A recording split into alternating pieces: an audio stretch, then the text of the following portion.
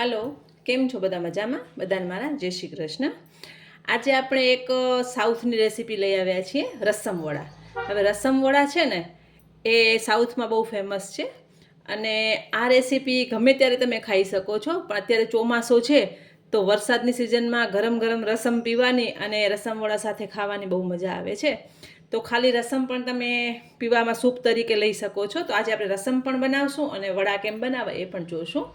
એના પહેલાં આપણે સામગ્રી બતાવી દઈએ અને બેટર મેં કેવી રીતે બનાવ્યું છે એ પણ બતાવી દઈએ. હવે બેટરની વાત કરીએ તો મેં પહેલેથી બનાવી રાખ્યું છે, કારણ કે આપણે પહેલેથી એને બનાવી અને ઓવરનાઇટ પલાળી અને બીજે દિવસે એને આથો આપવો પડે છે. જે આપણે ઢોસાનું બેટર બનાવીએ છીએ એ જ બેટર બનાવવાનું છે.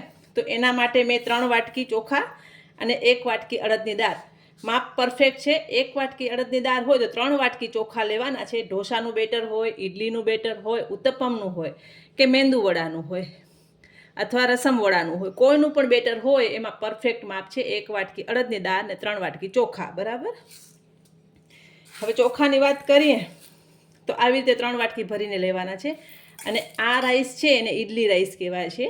જ્યાં સાઉથવાળાની વસ્તુ મળતી હોય ને, સાઉથની કદાચ તમારી ક્યાંય દુકાન હોય ને, ત્યાં આ રાઈસ ઇઝીલી મળી જાય છે. આને તમે જોઈ શકો છો, દાણો એકદમ ગોળ છે અને અડદની દાળ જેવું જ છે.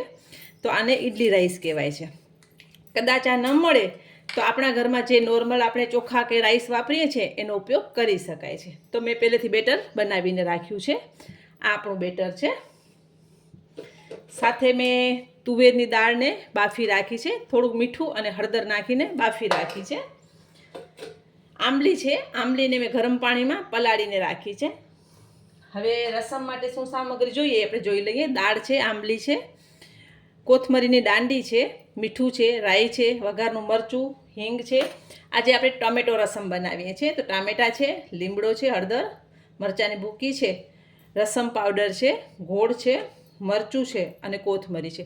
હવે રસમ પાવડર તમને જો ઘરે બનાવવું હોય તો આપણે સૂકા ધાણા છે, સૂકા મરચાં, થોડુંક જીરું, થોડીક અડદની દાળ છે, થોડીક ચણાની દાળ છે, ટોપરું છે અને સૂકું લાલ મરચું ને મીઠું અને 1 ડુંગળી નાખી અને એને એકદમ ડ્રાય રોસ્ટ કરી, 1 ચમચી તેલમાં કે ડ્રાય રોસ્ટ કરી અને એને શેકી લેવાનું છે એકદમ સરસ.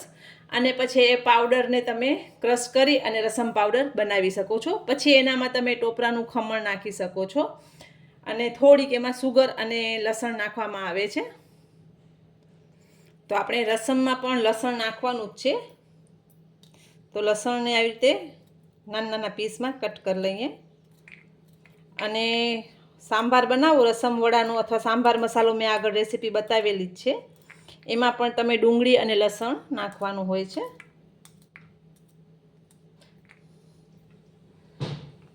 તો આપણે આ કોથમરીના દાંડા છે એમાં થોડુંક પાણી નાખી દઈશું એટલે ધોવાઈ જાય સરસ. અને લીમડો ને મરચાં અને ધાણા અને ટામેટું મેં બધું ધોઈને જ લીધું છે. તો પહેલાં આપણે રસમને વઘાર કરી લઈએ અને એને ઉકળવા દેશું, પછી આપણે વડા બનાવશું. મેં અહીંયા પેન લઈ લીધું છે.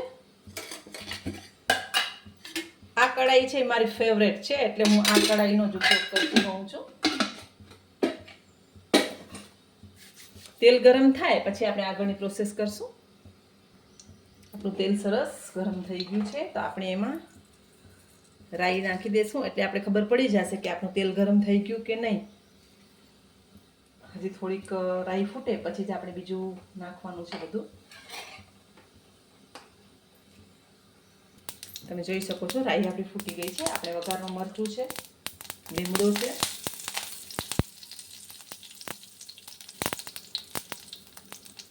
હિંગ અને લસણને પહેલાં નાખી દઈશું.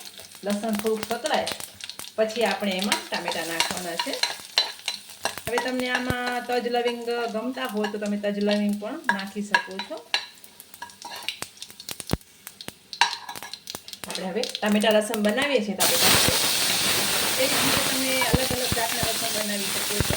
જેમ કે મેંગો રસમ છે, ટામેટા રસમ છે, ઘણી જાતના રસમ બને છે. પણ આ રસમ બહુ ટેસ્ટી લાગે છે અને આ રસમ તમે શિયાળામાં સૂપ તરીકે પણ ખાલી ઉપયોગ કરી શકો છો.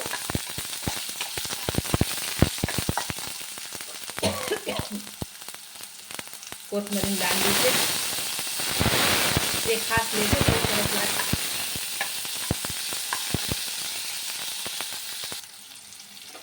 લીલા મરચાં છે અને થોડું પેલા પાણી નાખી દઈએ આપણે, કેમ કે રસમ છે એ પાણી જેવું જ હોય છે. થોડુંક ઉકળે પછી આપણે એમાં દાળ નાખવાની છે. તમે ક્યારે રસમ ખાધું હશે તો તમને ખ્યાલ જ હશે કે રસમ પાણી જેવું જ હોય. થોડુંક ઉકળવા દેશું આપણે. ટમેટો રસમ છે એટલે આપણે ટમેટાને સરસ ઉકળવા દેવાનું છે. હવે આપણે એમાં રસમ મસાલો જે છે એ લઈ લેશું. ગેસને ધીમું જ રાખવાનું છે. અને આંબલીને જે પલાળી રાખી છે આપણે, એનું પલ્પ લેવું હોય તો પલ્પ લઈ લેવાનું છે, અથવા તમે પાણી પણ એમાં નાખી શકો છો. અત્યારે હું એનું પાણી જ લઉં છું.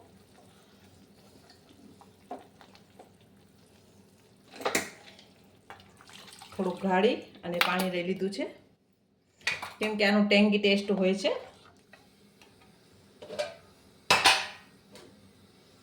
જે દાળને આપણે બાફી રાખી છે એ દાળ પણ આપણે એમાં સરસ ઉમેરી દઈશું.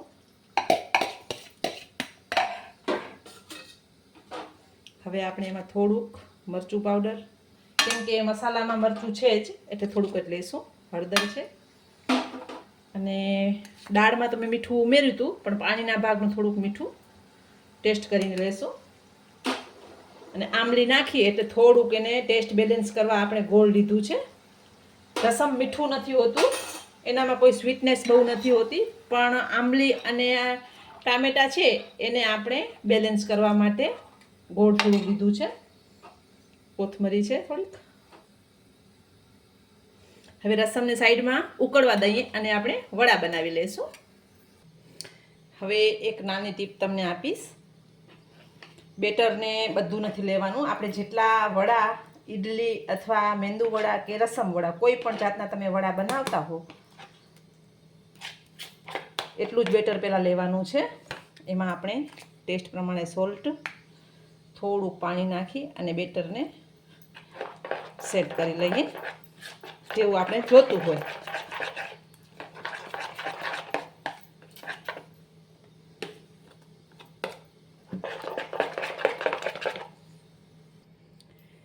આપણે જેટલું બેટર જોઈએ છે એટલું આપણે લઈ લીધું છે. હવે એમાં આપણે ખાવાનો સોડા નાખવાનું છે થોડુંક, કે જે આપણે વડા ઉતારશું ને એ એકદમ ફ્લફી થાય. અને સાઈડમાં મેં તેલ ગરમ કરવા મૂકી દીધું છે. અને રસમને એકદમ ઉકાળીને જ લેવાનું છે. રસમને ઉકળતા વાર લાગે છે, અને જેટલું ઉકળશે એટલું એનો ટેસ્ટ સરસ આવે છે. તો મેં થોડીક ખાવાની સોડા ઉમેરી છે. અને આ ટીપ ખાસ ધ્યાન રાખજો કે કોઈ પણ જાતના ઢોકળા છે, ઈડલી છે, મેંદુવડા છે, કોઈ પણ રેસીપી તમે બનાવતા હો કે જેમાં સોડાનો ઉપયોગ કરવાનો હોય, તો જેટલું તમને બેટર જોતું હોય એટલામાં જ સોડા નાખવાની. દહીંવડા છે, બધામાં નાખી દેશો તો એનું એરિએશન થશે, એક સરસ ઉતરશે, બીજી વાર તમે ઉતારશો તો સરસ નહીં ઉતરે. એટલે એ ખાસ ધ્યાન રાખજો. આપણે તેલ ગરમ કરવા મૂક્યું છે. તેલ ગરમ થાય એટલે આપણે એમાં રસમ વડા કરી લઈએ. અને રસમ પણ આપણું સરસ ઉકળી રહ્યું છે.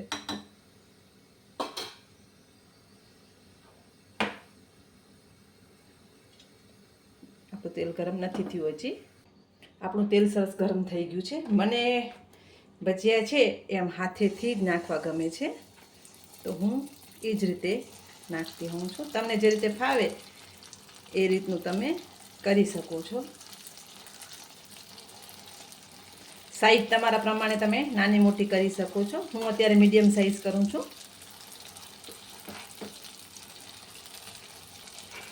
તેલ ગરમ થવું ખૂબ જરૂરી છે, નકર તેલ ભરાઈ જશે અને સારા પણ નહીં બને. એક સાઈડ તળાય પછી જ એની બીજી સાઈડ આપણે પલટાવવાના છે. અને હવે ગોલ્ડન તળી લેવાના છે સરસ. હવે ઘણા લોકો આનામાં લીમડો છે કે આદુ મરચાં છે, કોથમરી છે, બધું નાખતા હોય છે, પણ એ નાખવાની જરૂર નથી. કારણ કે રસમ જ આપણું એટલું ટેસ્ટી છે ને, એટલે એ એનો ટેસ્ટ એન્હાન્સ કરે છે. તો આપણે એ બધું નાખીએ છીએ ને તો બધું ટેસ્ટ મિક્સ એન્ડ મેચ થઈ જાય છે, તો બધાનો ટેસ્ટ સરખું નથી આવતો, મજા નથી આવતી. એટલે ખાલી તમે મીઠું નાખી અને તમે એકવાર બનાવી જોજો. તો આપણે વડાને તળી દઈશું. તો આપણા વડા સરસ તળાઈ ગયા છે. તો આપણે એને એક ડીશમાં લઈ લઈશું. પહેલાં તો તમે જોઈ શકો છો આપણું રસમ પણ સરસ ઉકળી ગયું છે. તો આપણે સર્વ કરી લેશું. તો ગરમા ગરમ એવું આપણો રસમ વડા તૈયાર છે અને રસમને વડા સાથે જ આમ સર્વ કરવામાં આવે છે. તો આપણે એને આવી રીતે જ સર્વ કરી લેશું અને ઉપરથી થોડીક કોથમરી અને સાથે સંભાર રાખ્યું છે કે ઘણા લોકો સંભાર પીવાના શોખીન હોય છે, તો તેના માટે આપણે સંભાર વાટકીમાં રાખ્યું છે. અને આ રેસીપી તમે ગમે ત્યારે બનાવી શકો છો. શિયાળો, ઉનાળો, ચોમાસું, જ્યારે તમને ઈચ્છા થાય ત્યારે તમે આ રેસીપી બનાવી શકો છો. તો એકવાર ચોક્કસ આ રેસીપી તમારા ઘરે બધા બનાવજો અને કેવી બની એ મને કમેન્ટમાં જણાવજો. તો ચોક્કસ આ રેસીપી બનાવો. બધાને મારા જય માતાજી.